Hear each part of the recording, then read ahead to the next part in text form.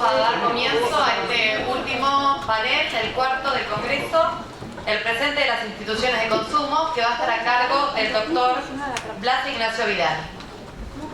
Muchas gracias, Celeste. Muchas gracias a los expositores por estar aquí presentes. Es un honor para mí estar a vuestro lado. Le damos comienzo al cuarto panel, titulado El presente de las instituciones de consumo. En primer lugar, hará uso de la palabra en la exposición titulada Actualidad en materia de cláusulas abusivas, el doctor Sergio Sebastián Paroseli.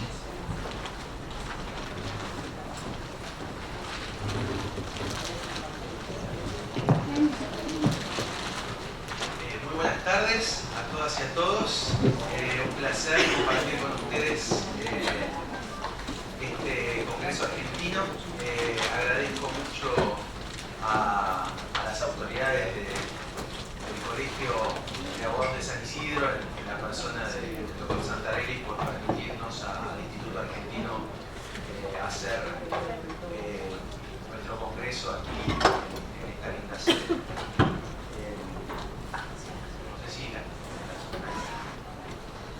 Bueno, tengo un problema por la lectura que esto. ¿Me escuchan bien? ¿Sí está así?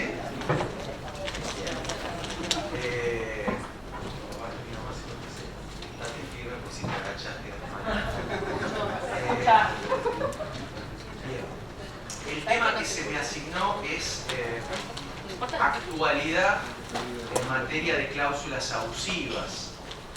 Y bueno, vamos a ver si podemos dar algún halo de cierta actualidad a esta temática.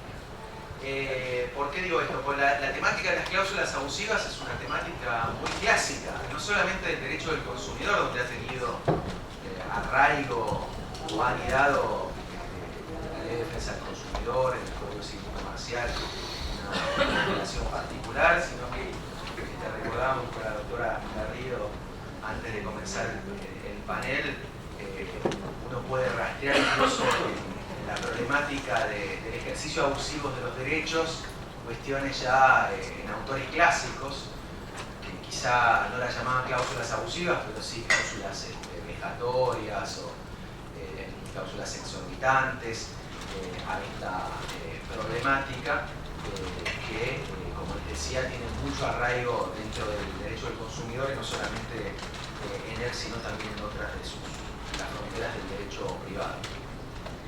Y como les decía, la problemática es una problemática de antaño. Me permití comenzar la exposición para los que somos creyentes, con la palabra de Dios, ¿no? Con la Biblia. Lectura del profeta Amós. A ustedes me dirijo, explotadores del pobre, que quisieran hacer desaparecer a los humildes. Ahí están sus palabras. ¿Cuándo pasará la fiesta de la luna nueva para que podamos vender nuestro trigo? Que pase el sábado para que abramos nuestras bodegas, pues nos irá tan bien que venderemos hasta el desecho. Vamos a reducir la medida, aumentar los precios y falsear las balanzas. Ustedes juegan con la vida del pobre y del miserable tan solo por algún dinero o por un par de sandalias. Pero no, pues Yahvé jura por su tierra santa que jamás ha de olvidar lo que ustedes hacen. Este disparador es justamente para pensar que las injusticias, los abusos, las desigualdades en el mercado se remontan a tiempos bíblicos. Esto tiene más de 5.000 años. Lo cierto es que el contexto de la sociedad de consumo, con la masividad, el anonimato, la tecnología, ha profundizado estas situaciones. Actualmente en el derecho argentino tenemos una regulación muy compleja, vasta y diversa en materia de cláusulas abusivas, en la Ley de Defensa del Consumidor, en sus reglamentaciones, en normas especiales, en el Código Civil Comercial, e incluso también en leyes especiales en materia de protección de los consumidores o en normas de las autoridades regulatorias. ¿De qué hablamos cuando hablamos de cláusulas abusivas? La idea que nos da el artículo 11.19 del Código Civil y Comercial es justamente pensar un diseño jurídico desequilibrado, significativamente desigual en perjuicio de los consumidores. Y esta idea de diseño jurídico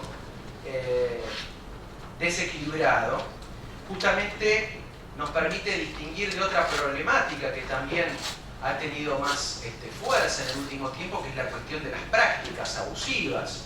Es decir, como se dijo en el Congreso en Mar del Plata, las cláusulas abusivas es una de las formas que los proveedores pueden valerse para justamente vulnerar los derechos de los consumidores, mientras que el género serían las prácticas abusivas, es decir, toda conducta desplegada por un proveedor en el mercado que vulnere justamente los derechos de los consumidores. Y vamos a ver que la cuestión de las cláusulas abusivas y las prácticas abusivas muchas veces son cuestiones que se retroalimentan y se conjugan de manera dinámica y simultánea.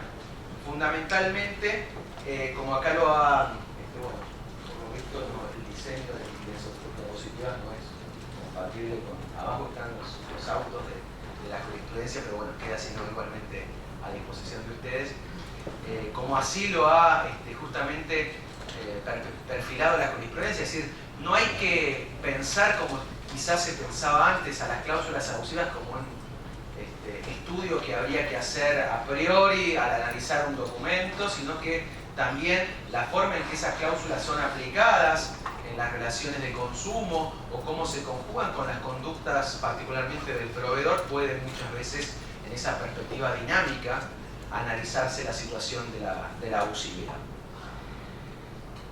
Y en ese sentido también es interesante pensarlo en otra figura que el Código Civil y Comercial ha traído arraigo a nuestra legislación, que es la cuestión de las situaciones jurídicas abusivas, es decir, cuando el proveedor planta el diseño jurídico abusivo no solamente como un contrato generalmente de adhesión o con condiciones generales de la contratación, sino que esto se conjuga muchas veces con una simultaneidad de actos jurídicos conexos, la cuestión de la conexidad contractual y también de la conexidad de otros actos jurídicos como pueden ser los títulos de créditos, pueden entonces configurar también de manera dinámica la situación de la abusividad de manera entonces mucho más compleja.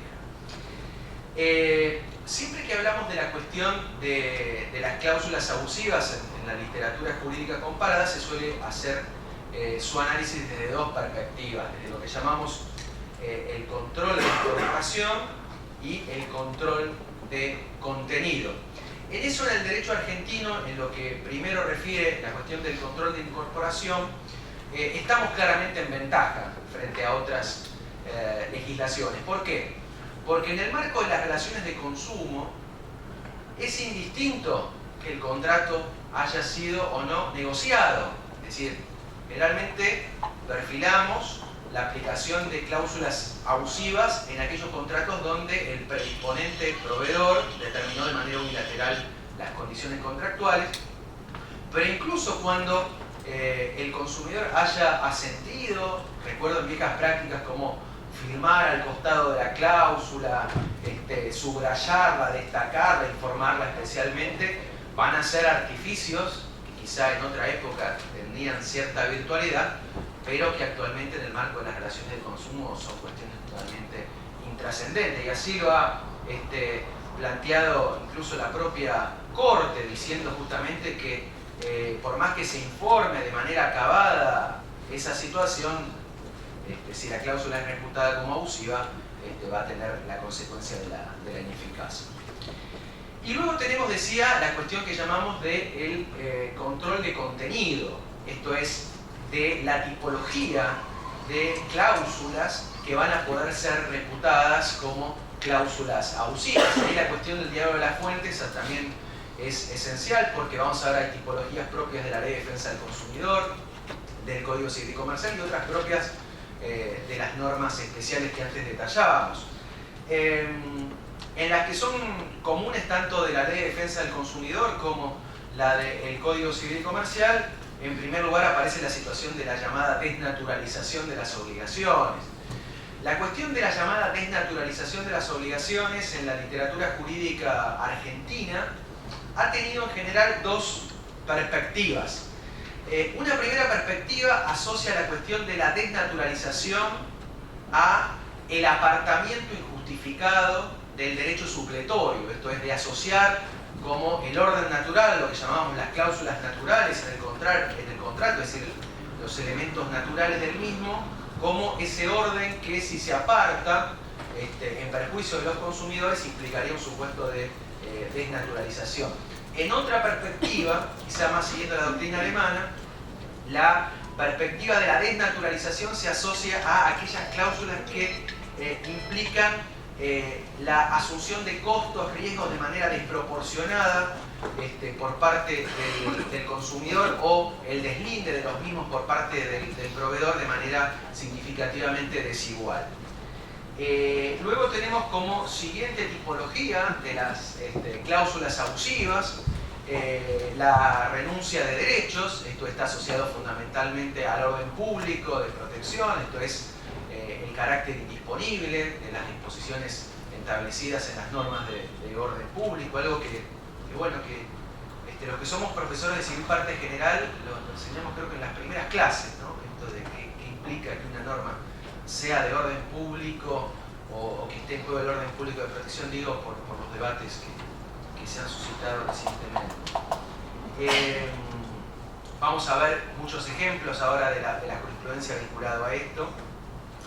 Luego tenemos las que, por su presentación o contenido, se consideran razonablemente imprevisibles. Y ahí está asociada la idea de lo que la doctrina llama las cláusulas sorpresivas. La cuestión de las cláusulas sorpresivas también ha tenido diferentes interpretaciones. Algunos lo asocian en cuanto a la presentación, por ejemplo, a las cuestiones regladas, por ejemplo, en materia de tamaño mínimo de letra, de subrayados o destacados obligatorios, como también a la remisión a condiciones generales que no son entregadas de manera simultánea o previa a la celebración del contrato, como ejemplos de las mismas. Y en último término, decíamos, tenemos supuestos particulares vinculadas a la tipología general de cláusulas abusivas, vinculadas en primer lugar a la limitación de la responsabilidad por daños. Pensamos ahí tanto lo que serían limitaciones cuantitativas, es decir, establecer, por ejemplo, topes en cláusulas contractuales vinculadas a la extensión del resarcimiento, o limitaciones cualitativas en cuanto a la extensión del mismo, en cuanto a, por ejemplo, excluir la reparación de daños extrapatrimoniales, como también cláusulas como la asunción anticipada de riesgos, o la limitación anticipada de responsabilidad, que incluso en la parte de la responsabilidad por daños tiene incluso especial referencia también. Y por otro lado, en lo que refiere a la cuestión probatoria, las que implican inversión de la carga de la prueba en perjuicio del consumidor, es decir, aquello que en el derecho clásico se vio interferido por el derecho del consumidor, es decir, ya no aquello de el que alega debe probar, sino la inversión de la carga de la prueba en beneficio del consumidor, y cualquier inversión en contrario implicaría, por tanto, una cláusula abusiva en ese sentido. Vamos a ver cómo lo ha interpretado en algunos casos la jurisprudencia, como también cualquier vulneración de la buena fe, sobre todo en la etapa contractual, como marca el segundo párrafo, el 37 de la Ley de Defensa del Consumidor, vinculada, por ejemplo, a las cuestiones de la información, incumplimientos de la Ley de Lealtad Comercial o de defensa de la competencia.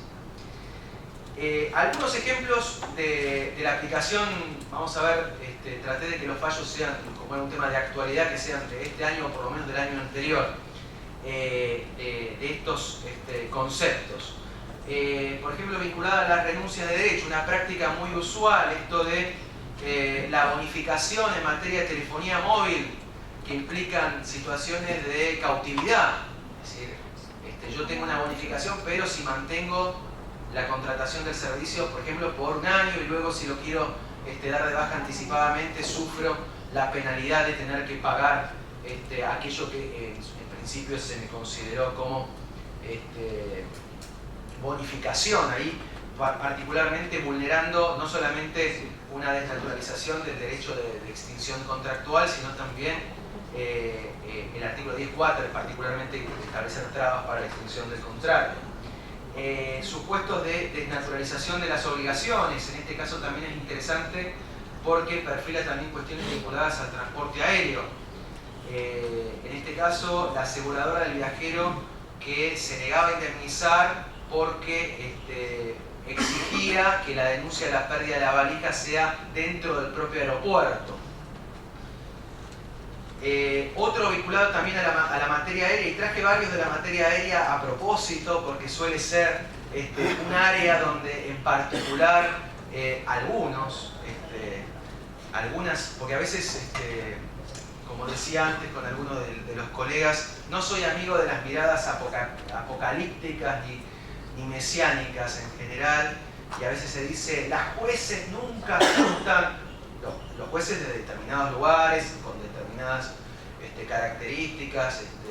Me contaban recientemente que incluso hay, por ejemplo, jurisdicciones como Mendoza, donde la propia justicia ordinaria asume la competencia en materia de consumo por una interpretación del 52 en estos casos, así que siempre, como nos enseña siempre Gabriel, paciencia y optimismo. Este caso también donde en particular aplica la cuestión de los daños, de el instituto de las cláusulas abusivas a las compañías aéreas. Otro caso con compañías aéreas también, en este caso en materia de renuncia de derechos, por ejemplo, algo que incumplen muchas portales de venta de pasajes de aerolíneas, de no informar el derecho de arrepentimiento. En ese caso se impuso una sanción administrativa que fue luego confirmada por la autoridad de aplicación y que aparte tenía la condición de cláusula abusiva porque en los términos y condiciones de la página se limitaba y se decía que no había derecho a revocar la aceptación. Este otro caso también vinculado a la cuestión de la baja de servicios, otro gran karma muchas veces de los consumidores. Cuando estamos en la etapa precontractual, es la alfombra roja y todas son cuestiones felices. Cuando queremos irnos del contrato, la puerta se estrecha y la cuestión se vuelve más compleja. Acá también se consideró práctica de cláusula abusiva la necesidad del previo pago, una cosa que, por ejemplo, la resolución 53 expresamente tipifica como supuesto de cláusula abusiva, es decir, la libre deuda para poder dar la baja del contrato.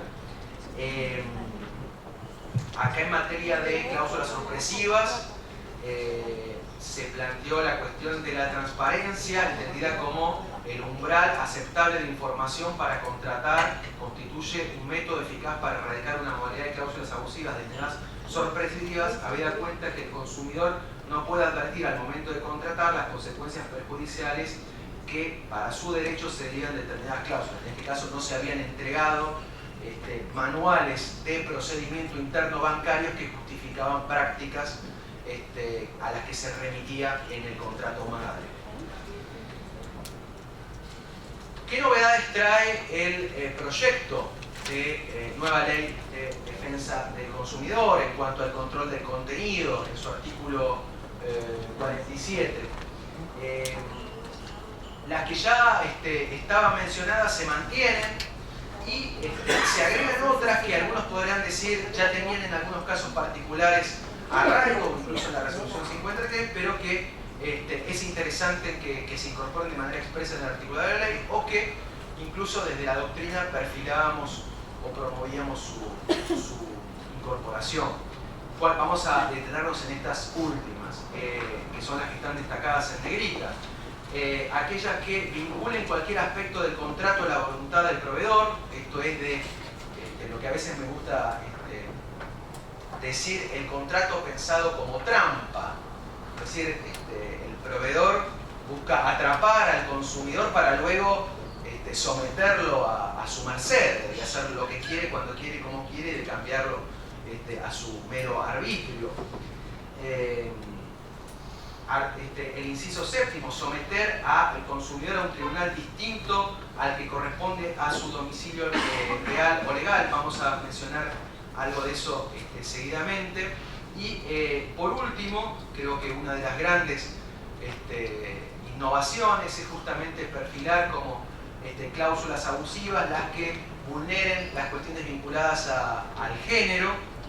En eso, tuvimos la oportunidad de dirigir un proyecto de investigación sobre el tema y son muchos los casos que además de los que ya se mencionaron, del pin tax, cuestiones vinculadas al derecho de admisión, como también las que, por ejemplo, establecen condiciones diferenciadas en materia de calidad de socios o socias por la calidad de ser varones y mujeres, el caso Cuba, que llegó a los tribunales, o el caso de un natatorio para bebés que solamente admitía en las clases de natación para bebés solamente a parejas heterosexuales y no a una pareja de dos madres que requirieron la instancia administrativa, como también todas las cláusulas abusivas que vulneran la cuestión de la sustentabilidad, que es otro tema que siempre hemos también insistido. Por ejemplo, las que no o posibilitan comportamientos perjudiciales para el ambiente. Frente a las cláusulas abusivas, tenemos siempre dos tipos de controles: controles administrativos, controles judiciales. Los controles administrativos se asocian fundamentalmente a lo que sería la potestad de la autoridad de aplicación de controlar que no existan en los contratos de adhesión cláusulas abusivas y de requerir a los proveedores que, en caso de que adviertan la existencia de cláusulas abusivas, que se remuevan de los contratos, como marca el decreto reglamentario, esas cláusulas y se informe de esta condición a los consumidores. Y luego, en el ámbito judicial, un control tanto de carácter individual: solamente los jueces pueden decretar en un conflicto individual que una cláusula es abusiva, teniendo como consecuencia la ineficacia, es decir, la nulidad absoluta de la misma, total o parcial, a solicitud del consumidor, incluso, como vamos a ver, pudiendo los jueces decretarla aún de oficio. Y finalmente, lo que ha reconocido la Corte, la posibilidad de que también en el marco de las acciones colectivas se controle la abusividad de cláusulas, como lo marcó la Corte en PADE con sus medidas.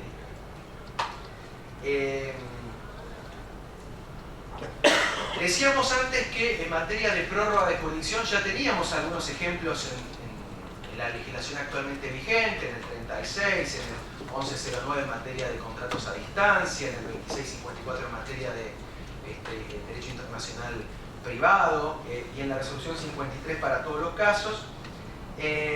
Lo mismo en materia de dispensa o disminución de responsabilidad. También hay en la parte especial de contratos muchos casos que los perfilan en particular, y así también lo ha señalado la Corte y los tribunales inferiores en muchos casos jurisprudenciales. También vinculado a la contratación electrónica. Ustedes saben que Booking tiene como jurisdicción el Reino de Holanda en sus términos y condiciones. Bueno, la Cámara Comercial consideró esa prórroga claramente como abusiva. Y para finalizar, me gustaría resaltar en dos cuestiones que me parecen de suma actualidad en la problemática de las cláusulas abusivas, para intentar dar un paso más. Una es alguna cuestión que a veces, hablando con penalistas, esa delgada línea entre la defraudación y la estafa y las cláusulas abusivas. Es decir, cuando es una práctica sistemática, y pienso en algunos sectores como los planes de ahorro, por ejemplo, que la cuestión no solamente es que hay cláusulas que vulneran los derechos de los consumidores, sino que se convierte en un modus operandi del proveedor, que puede ser rayano al derecho penal. Y cuando también el proveedor no solamente no cumple con la obligación de informar, sino hace justamente todo lo contrario, lo que en la terminología militar se llama la contrainformación. Es decir, a mi enemigo, se dice en el ámbito bélico, para justamente debilitarlo, le brindo información falaz, engañosa, para justamente vulnerar su capacidad de ataque. Eso pasa muchas veces también en el ámbito de las relaciones de consumo. No solamente no se informan los derechos, como puede ser el derecho de arrepentimiento, sino que se, falseando justamente lo que dice el orden público, se miente descaradamente diciendo que usted no puede ejercer ese derecho porque ha firmado una cláusula que tiene esas características. Y pienso entonces la cuestión de la buena fe, es decir, el proveedor que de manera deliberada prerredacta contratos con cláusulas abusivas. ¿No conjuga esto un comportamiento contrario a la buena fe? Particularmente pienso también en muchos casos de consumidores hipervulnerables, y eso lo ha resaltado algunos casos recientes, estableciendo, por ejemplo, además del efecto contractual de ineficacia, la reparación de los daños a los consumidores que sufren como consecuencia de cláusulas abusivas, e incluso algún caso como la aplicación de daños punitivos por la prerredacción descarada, en este caso, de cláusulas abusivas. Como decía don Miguel de Unamuno, para novedad, los clásicos. Y me gustaría terminar con las frases de dos grandes maestros que allá lejos y en el tiempo empezaron con esta temática. Recuerdo aquellas, no porque haya ido por una cuestión etaria, aquellas jornadas nacionales de derecho civil en la década del 80, creo que era 85, que se trató el tema de las cláusulas abusivas, y decía por allí Donatello Alterini: las tendencias modernas en materia contractual solo serán valiosas si respetan cabalmente a la persona humana, pues el derecho se hace para la persona que constituye su centro y su fin. Serán valiosos si sirven al desideratum del bien común, armonizando equilibradamente lo que es bueno para cada uno con lo que es bueno para la generalidad. Y decía también el querido Lito, don Rubén Stiglitz: el principio general que debe dominar esta materia es que los contratos deben conservar el equilibrio inicial y mantenerlo en etapa funcional de ejecución hasta su extinción. En ese modo, el contrato será un instrumento útil. La utilidad del contrato es una noción bilateral, ya que el contrato debe satisfacer intereses recíprocos. Si el contrato solo satisface los intereses de un polo de la relación, nos hallamos en presencia de un contrato desequilibrado. Por lo tanto, haremos de enfrentar un contrato injusto, y si es injusto, es un contrato inútil. Y el contrato injusto e inútil no merece protección jurídica, ya que social y económicamente es descalificable. Cité antes a don Miguel de Unamuno, con eso de para novedad los clásicos. También dijo don Miguel de Unamuno allá en la Universidad de Salamanca, en el año 1936, cuando empezaba la Guerra Civil Española: venceréis, pero no convenceréis. Esperemos que el proyecto venza de todas maneras. Muchísimas gracias por...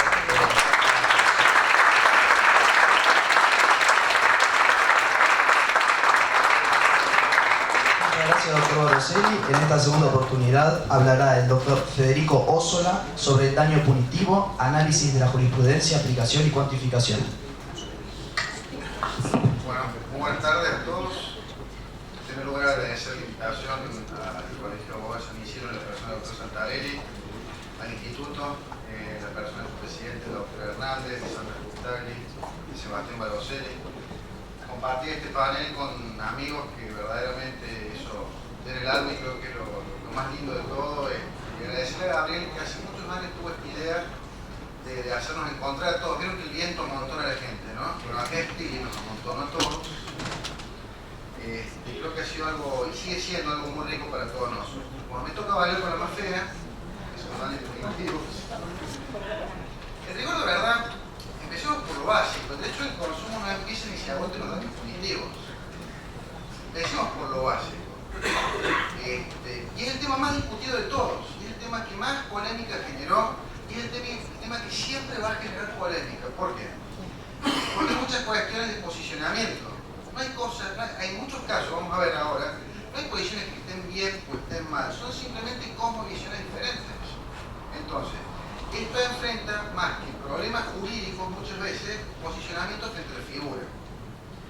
Es claro, lo dijo Emilio Moro hace un rato, el artículo 52 bis mereció y merece muchas críticas. Recuerdo un artículo de Rubén Espil y Daniel Pizarro al principio, cuando sale la ley 26361, donde hablaban del deportista sobreentrenado, que era esta reforma de la ley de defensa del consumidor, y fijaron los lineamientos de los daños punitivos que la jurisprudencia correctora fue aplicando hasta el día de hoy, por lo menos las partes conceptuales. Ahora, ¿qué está discutido? El nombre, el factor de atribución, el tope cuantitativo, la incidencia del destino de la multa en favor del consumidor, la solidaridad, si son resarcitorios, sancionatorios o son bifrontes.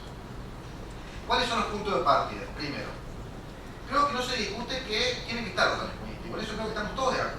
Nadie dice que no tienen que estar, salvo alguna opinión minoritaria, pero en principio la opinión casi abrumadoramente mayoritaria postula que los daños punitivos son instrumentos sumamente útiles para la defensa de los derechos del consumidor. No son inconstitucionales, hay jurisprudencia incluso hasta el Tribunal Superior de Córdoba, y en términos generales se dice que no son resarcitorios, que es una sanción civil.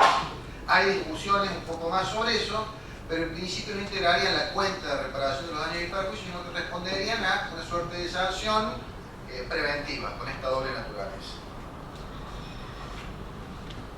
La comisión que elaboró el proyecto, el anteproyecto y proyecto de reforma de la ley de defensa del consumidor, dedicó mucho tiempo al tema del daño punitivo, por supuesto.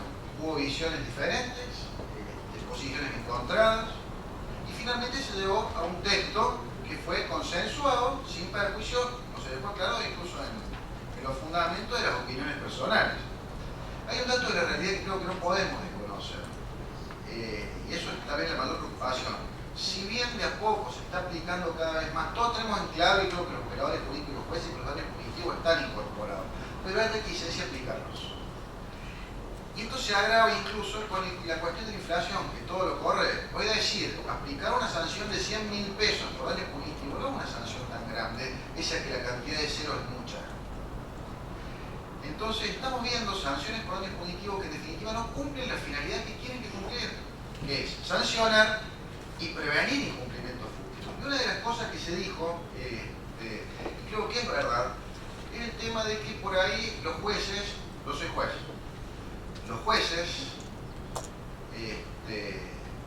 tienen este preconcepto de que están enriqueciendo al consumidor. Subyace consciente o inconscientemente acá.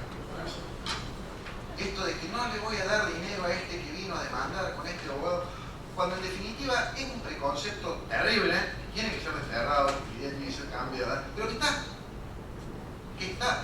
Yo recuerdo este fallo de la Cámara Tucumana, me parece que era que si había destino mixto era más, si no para el consumidor era menos. O sea, es por demás que evidente.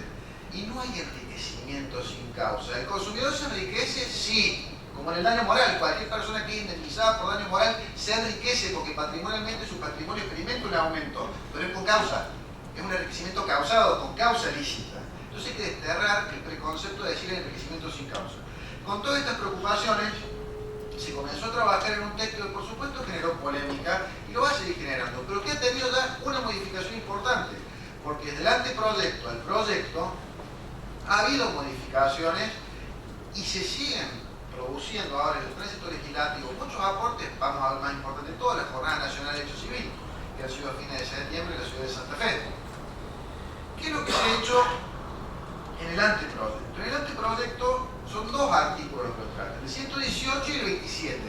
El 27, ¿por qué es importante? Porque el 27 prevé la posibilidad de aplicación de la sanción punitiva o daño punitivo para el caso de las prácticas abusivas, que son las la gran mayoría de los casos donde se han aplicado daños punitivos. Empecemos por lo básico. Y allí se prevé el destino mixto. Y luego el 118, que tiene varios puntos. ¿Y cuáles han sido las críticas más importantes? Primero, el mixto. En realidad decir sanción punitiva no es una tautología. Porque, por ejemplo, el profe de parte general Rosselli, como dice, la nulidad es una sanción de invalidez. O sea, hay muchos tipos de sanción. Sanción punitiva, una cosa, hay muchos tipos de sanciones.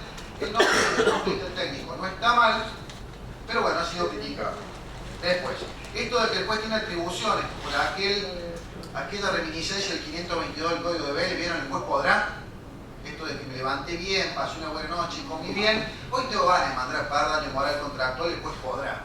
Como que sería discrecional del juez. Entonces el juez tiene atribuciones. Entonces si yo no tengo ganas, no mando a pagar. Eso fue una crítica también que se hizo. Que no se sabe bien cuál podría ser el factor de atribución con esto de grave menosprecio. Hablo de las críticas, fundamentalmente. Si el Ministerio Público Fiscal debe estar legitimado o no, de hecho lo está en el proyecto de anteproyecto para pedirlo. Si el juez puede imponerlo o no de oficio, que ha sido uno de los temas que más discusiones ha generado. En algunos sectores la falta de pautas de tipo matemático para cuantificarlo, de algún baremo, de algún método, digamos, que le dé un poco más de certeza al monto. Y por supuesto el tema del destino. ¿Qué es lo que no se discute? Primero que exista, como dije recién, y en segundo lugar, ese ajuste que se hizo sobre la solidaridad, que en realidad no son todos los integrantes de la cadena los responsables, sino los autores o coautores de la conducta, porque una sanción tiene este componente sancionatorio o penal, si se quiere, no puede haber solidaridad, y después la no asegurabilidad. Son las dos únicas cosas que no le han generado discordancia. ¿Qué se hizo luego de multiplicidad de audiencias públicas, publicaciones, etcétera, etcétera? Se introdujeron varios cambios en lo que conforma hoy el texto actual del proyecto, que sigue en discusión y probablemente tenga más cambios. Primero se indicó, se aplicará una sanción pecuniaria, o sea, se sacó esto, el juez tiene atribuciones. Para dejar en claro que si procede, hay que aplicarlo. Se mantuvo el tema de la legitimación activa, en acciones individuales y colectivas. Se incorporaron más criterios para fijar el monto, pero no se incorporaron fórmulas matemáticas, ni tabulaciones, ni se mantuvo el tope, que es un tope alto. Hoy son 1000 salarios mínimos. Muchísimo. Y el decuplo, si hay un inicio lucrativo, lo que sea mayor. Pero se incorporó un piso de 20 salarios mínimos para el caso del artículo 27. O sea, si hay prácticas abusivas, el mínimo tiene que ser de 20 salarios mínimos. Son todas soluciones valoristas, que esto también es importante tenerlo en cuenta, porque lo sabemos. Donde los 5 millones de pesos del año 2009 eran $1,5 millones más o menos. O sea, se vieron 90 millones de pesos. 90, 95 millones de pesos, que es más o menos un poquito menos de millones que los 1000 salarios mínimos. Después se mantuvo obviamente lo de la solidaridad y la no asegurabilidad, y respecto al destino se agregó que el juez, a la hora de decidir fundadamente, artículo 3 del Código Civil, diálogo de fuentes, ¿no?, de decidir el destino, tenía que ponderar especialmente que no se vuelva a reiterar, o sea, medidas de prevención para no reiterar, que no se reitere la conducta que había dado origen al daño político. En base a esto, voy a hablar 10 minutos más nada más, porque dijimos con el doctor Chamantrópolis que queremos dejar un poquito más de tiempo para el debate. Voy a plantear 5 o 6 puntos en función de cómo está la situación hoy y qué eventualmente cuál puede ser la perspectiva. Teniendo en cuenta lo siguiente, el texto del proyecto que se ingresó seguramente no va a ser el texto que definitivamente salga. Ha habido muchísimas contribuciones en las audiencias que se han celebrado en el Senado, seguramente las habrá también en diputados. Los integrantes de la comisión han estado obviamente prestos a recibir todas las observaciones, porque acá no se trata de que salga lo que se proyectó, se trata de que salga lo mejor posible. Y si hay otras opiniones, y en definitiva hay opiniones incluso hasta de peso y mayoritarias que postulan una solución diferente, ¿por qué no incorporarla? Creo que eso es lo más importante. A ver.